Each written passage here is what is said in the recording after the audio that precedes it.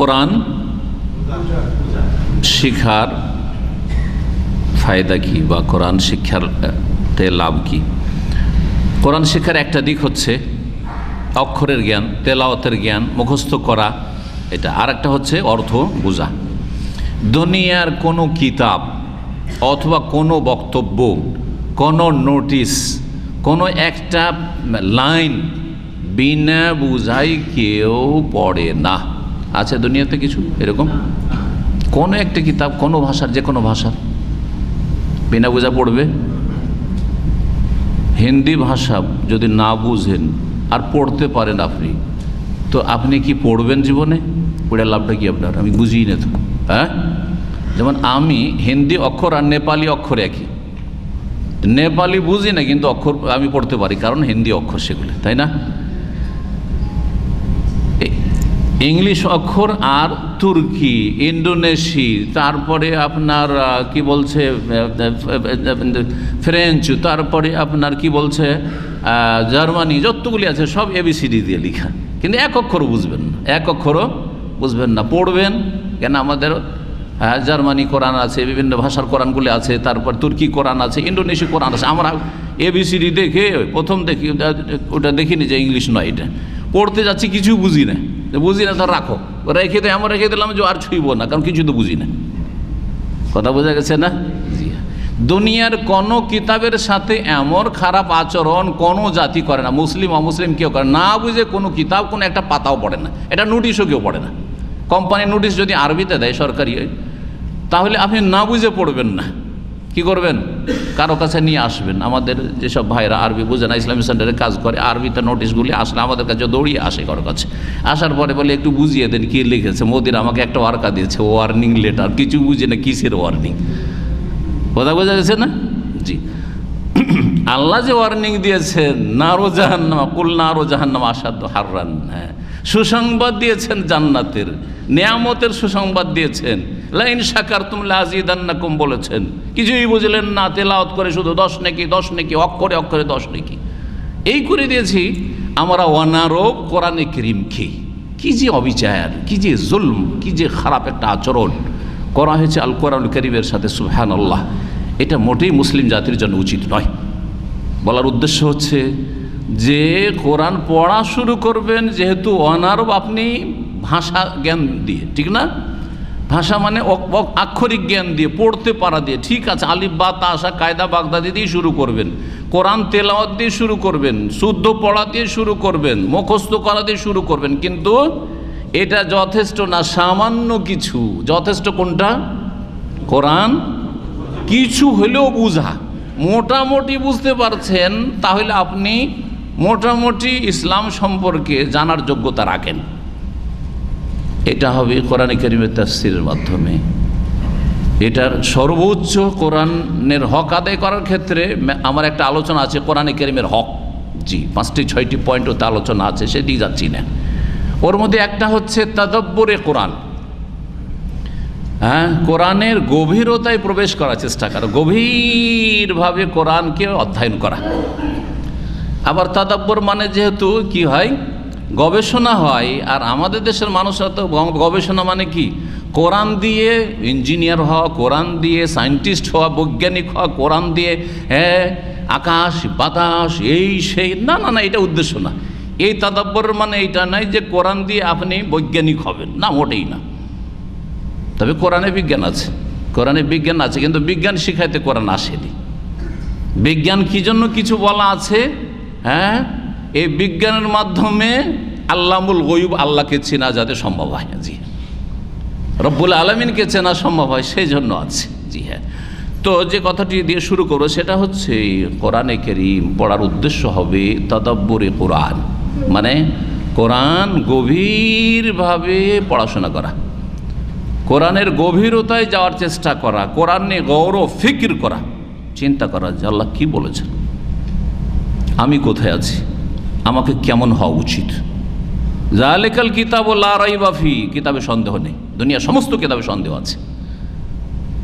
সুতরাং আমাকে এই কিতাবকে আঁকড়ে ধরা উচিত, যাতে কোনো সন্দেহ নেই, ভুলের ঊর্ধ্বে যেটা। হুদাল লিল মুত্তাকিন, আল্লাহ ভীরুদেরকে, যারা পাপ থেকে বাঁচতে চাইবে তাদেরকে রাস্তা দেখাবে। সুতরাং আমাকে মুত্তাকি হইতে হবে, না হলে কোরআন আমাকে রাস্তা দেখাবে না। শুধু তরজমা নয়, শুধু তফসির নয়, তাফসিরের বাস্তবায়ন করা, গভীরতায় ঢুকে তারপরে তার বাস্তবায়ন করাই হচ্ছে তাদাব্বুরে কোরআন। এই তাদাব্বুরে কোরআনের উপরে অনেক লিখনি আরবি বা বিভিন্ন ভাষায় আছে। আল্লাহ যেন আমাদেরকে সত্যিকার অর্থে কোরআন নিয়ে তাদাব্বুর করার, গভীরভাবে পড়াশোনা করার তৌফিক দান করেন, গভীরভাবে চিন্তাশীল হওয়ার তৌফিক দান করেন। আমাদের সার্বিক জীবনে কোরআন দ্বারা ভালো পরিবর্তন নিয়ে আসার তৌফিক দান করেন। সূরা সাদের আয়াত নম্বর 29-এ এই শব্দটি উল্লিখিত হয়েছে, কিতাবুন আনজালনাহু ইলাইকা মুবারাক, এমন একটি কিতাব যা আমি হে নবী তোমার প্রতি নাজিল করেছি, মুবারাকুন, যে কিতাব হচ্ছে বরকতময়, যে কিতাব বরকত আর বরকত। তাহলে এই কিতাবের তেলাওয়াত করলে বরকত, মুখস্থ করলে বরকত, শুদ্ধ পড়ার চেষ্টা করলে বরকত, হ্যাঁ, অর্থ বুঝলে, তরজমা বুঝছেন বরকত, তফসির বুঝছেন বরকত, গভীরভাবে তাদাব্বুরে কোরআন করছেন বরকত আর বরকত। জি হ্যাঁ, মোবারক। আপনার জীবনে বরকত হবে, আপনার বাড়িতে বরকত হবে, পরিবারে বরকত হবে, ছেলে মেয়েতে বরকত হবে, দেশে বরকত হবে। কোরআনী আইনের বাস্তবায়ন করবেন, সারা বিশ্বে বরকত আর বরকত আর শান্তি আর শান্তি হবে। এই হচ্ছে কোরআনে কারীম। জি, কোরআনে কারীমকে যদি অমুসলিম দেশেও যদি বাস্তবায়ন করা হয়, জি হ্যাঁ, আদালতি দণ্ডবিধানে, তাহলে নিরাপত্তা প্রতিষ্ঠিত হবে, শান্তি কায়েম হবে, চোর ডাকাত অসৎ লোকেরা দূর হয়ে যাবে, তাদের অনিষ্ট দূর হয়ে যাবে দেশ থেকে। জি, লা ইয়াখাফু ইল্লাল্লাহ, মানুষ আল্লাহ ছাড়া কোনো মানুষকে ভয় করবে না, কোনো ভয় থাকবে না।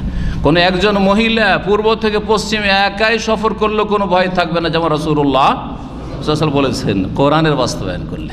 জি হ্যাঁ, হ্যাঁ, ওয়াজিবু আলা গানামিহি, নেকড়ে বাঘ বলে ভয় থাকবে বকরি ছাগলের, এই জন্য বকরি ছাগলের পাহারা দিতে হবে বা সুরক্ষিত জায়গায় রাখতে হবে। কিন্তু মানুষের কোনো ভয় থাকবে না যদি কোরআনী আইনের বাস্তবায়ন করা হয় মুসলিম দেশে, এমনকি অমুসলিম দেশে। ভালো করে শুনে, জি, আল্লাহ যেন সকল মানুষকে তৌফিক দান করেন, সকল স্তরের মানুষকে তৌফিক দান করেন।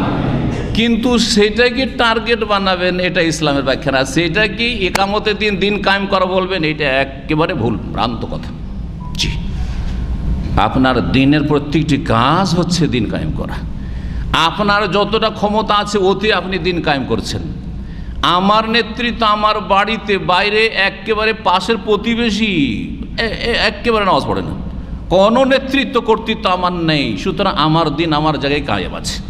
তার বাড়িতে আমাকে কায়েম করতে হবে, হ্যাঁ, তার ছেলেমেয়ে নামাজ পড়ে না, তারা বেদিন, তো তার বাড়িতে দিন কায়েম করতে হবে নাকি? কিন্তু হ্যাঁ, রাষ্ট্রীয় ক্ষমতায় যিনি আছেন তিনি গোটা দেশের মালিক, সুতরাং গোটা দেশে দিন কায়েম করতে গিয়ে তখন আদালতেও দিন কায়েম করবেন, পার্লামেন্টেও দিন কায়েম করবেন, তারা করবেন, তাদের উপর আল্লাহ ফরজ, ওদের ফরজটা আপনারা কেন কেড়ে নিতে যাচ্ছেন? আর কেউ তো জঙ্গি হয়ে অস্ত্র ধারণ করে নিচ্ছেন, হ্যাঁ, মানুষকে মারা শুরু করছেন, আর বলছে জান্নাতে যাওয়ার কাজ, জাহান্নামে যাওয়ার কাজকে, ফাসাদকে জিহাদ বলছেন। আর কেউ মনে করছে রাস্তাঘাটে নামতে হবে, নারীদেরকে নামাইতে হবে, বিক্ষোভ করতে হবে, এই করতে হবে, মিছিল করতে হবে।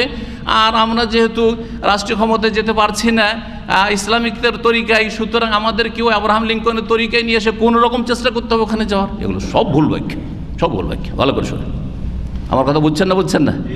জি হ্যাঁ, কোরআনে কারীমে আকিমুদ্দিন আছে, কিন্তু আকিমুদ্দিন ভুল বুঝেছে, তারা ভুল বুঝিয়েছে তাদেরকে মাত্র 60-70 বছর আগে, তার আগে কেউ ভুল বুঝতো না।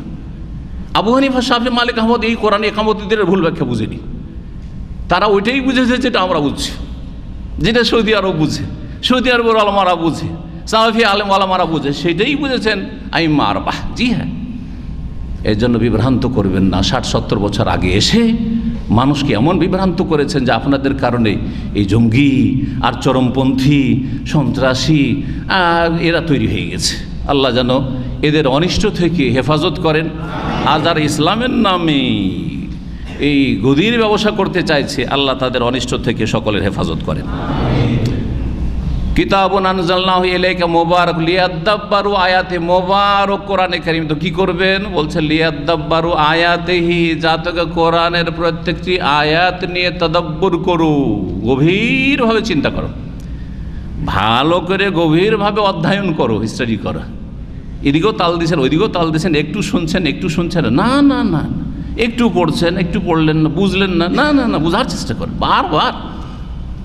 কতবার যে কোরআনের তাফসির পড়েছি নিজে বলতে পারবো না, আল্লাহ যেন কবুল করেন। আর 30 পারা এখানে শেষ করলাম, পিস টিভিতে 30 পারা শেষ করলাম তাফসির, এগুলোতে রেকর্ড আছে। বিনা রেকর্ডে মাদ্রাসায় 7 বছর পড়িয়েছি, প্রতি বছর কোরআনে তাফসির পড়িয়েছি আলহামদুলিল্লাহ। তাহলে চিন্তা করেন, মাদ্রাসা ছাত্র যারা দাওরাই পড়ছে, কুল্লিয়াতে কলেজ লেভেলে পড়ছে শেষ বছরে, যা তারপরে মধ্যে ইউনিভার্সিটি আমাদের ছাত্র আসছে, তাদেরকেও তাফসির পড়িয়েছি। তারপরেও যতবার পড়ি ততবার নতুন কোনো দিগন্ত সামনে উদ্ভাসিত হয়, নতুন কিছু জানতে পারলাম, নতুন কিছু বুঝতে পারলাম। এ হচ্ছে আল কোরআনুল কারীম, হচ্ছে মহাসাগর, এলমের মহাসাগর। এই হচ্ছে আসল এল। কোরআনেই সারা বিশ্বের আসল এলেম আছে, প্রত্যেকে জানা উচিত এবং মুসলিম অমুসলিম সকলকে কোরআন স্টাডি করা উচিত। জি, লিয়াদ্দাব্বারু আয়াতিহি, কোরআনের প্রত্যেকটি আয়াত নিয়ে গভীরভাবে চিন্তা করবেন। একটা হচ্ছে চিন্তা করার দায়িত্ব। কোরআন নিয়ে আপনি ভালো করে পড়াশোনা করেন, ভালো করে শোনেন, মন দিয়ে শোনেন, শুনে শিখেন, না হয় পড়ে শিখেন। শিখেন কোরআনের অর্থ, তাফসীর, আল্লাহ সম্বোধন। ওয়ালিয়াতাযাক্কারা উলুল আলবাব। আর আরেকটি উদ্দেশ্য হচ্ছে যাতে করে যারা জ্ঞানী মানুষ তারা কোরআন থেকে উপদেশ নিতে পারে। কোরআন গভীরভাবে পড়াশোনা করবেন আর কোরআন থেকে লাভবান হওয়ার চেষ্টা করবেন। লাভবান কি? যখন তাদাব্বর করলেন এলেম হাসিল হইল, আর উপদেশ নিলেন তখন আমল হাসিল হইল। এলেম আর আমল ছাড়া নাজাত পাওয়া যাবে না।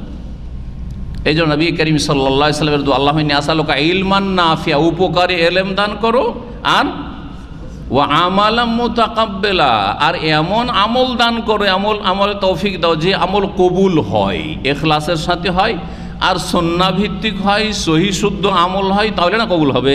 জি, আমল, জি নেক আমল, যেটি জি আমলে সালেহ। এইরকমই সূরা নিসার আয়াত নম্বর 82-তে আল্লাহ তাদাব্বুরের কথা বলেছেন। আফালা ইয়াতাদাব্বারুনাল কোরআন, তারা কোরআনে গভীরভাবে চিন্তা করেন। ওয়ালাউ কানা মিন ইনদি গায়রিল্লাহি লাওয়াজাদু ফি ইখতিলাফান কাসীরা, কোরআন যদি আল্লাহ ছাড়া অন্যের তরফ থেকে হইতো তাহলে কত যে বিরোধ পাওয়া যেত, কত যে দ্বন্দ্ব থাকতো। কোরআন ক্লিয়ার, সহজ, কোরআন কঠিন না। বিদাতিরা বলে যে কোরআন মুশকিল, কোরআন বুঝবে কি বুঝবে, তুমি একটা লেবার, এটা কি বলে? বেদাতিদের লক্ষণ ভালো করে শুনেন। আর আমরা বলছি না, আল কোরআন বলছে ওয়ালাকাদ ইয়াসসারনাল কোরআনা লিযিকরি, কোরআন নিশ্চয়ই আমি আল্লাহ সহজ করেছি উপদেশ নেওয়ার জন্য, যাতে সহজে উপদেশ নিতে পারো। জি, লাওয়াজাদু ফি ইখতিলাফান কাসীরা, কোরআন যদি আল্লাহ ছাড়া অন্যের তরফ থেকে হইতো, মানব রচিত হইতো, তাহলে তাতে অনেক দ্বন্দ্ব থাকতো, ভেজাল থাকতো।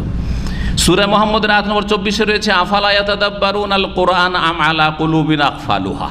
3টি আয়াত তাদাব্বুর সম্পর্কে বললাম। তারা কি কোরআন নিয়ে গভীরভাবে চিন্তা করে না? কেন করো না? কেন শুধু তেলাওয়াত, শুধু তেলাওয়াত, শুধু হাফেজ? কেন ছেলে হাফেজ হয়েছে জান্নাতে যাওয়ার আশা করে বসে আছে? কেন এই অজ্ঞতা? হাফেজ বানিয়ে দিয়েছি, আরে বিশাল ব্যাপার সবার। না না না, বিশাল না, সামান্য ব্যাপার। আরো বড় করেন। ভালো কাজ করেছেন, কিন্তু যেটা আসল টার্গেট সেটা করেন। জি, কোরআন নিয়ে তার গভীরভাবে চিন্তা করে নাকি? আম আলা কুলুবিন আকফালুহা, নাকি তাদের অন্তরে তালা মারা আছে? আল্লাহ বলছেন আকফাল মানে কি? কুফুল। কুফুল মানে কি? তালা। কুফুলের বহু বচন। তাদের অন্তরে তালা মারা আছে, হ্যাঁ, যে ভিতরে ঢুকাইতে চায় না, ভিতরে ঢুকাও। জি, আল্লাহ যেন তৌফিক দান করেন।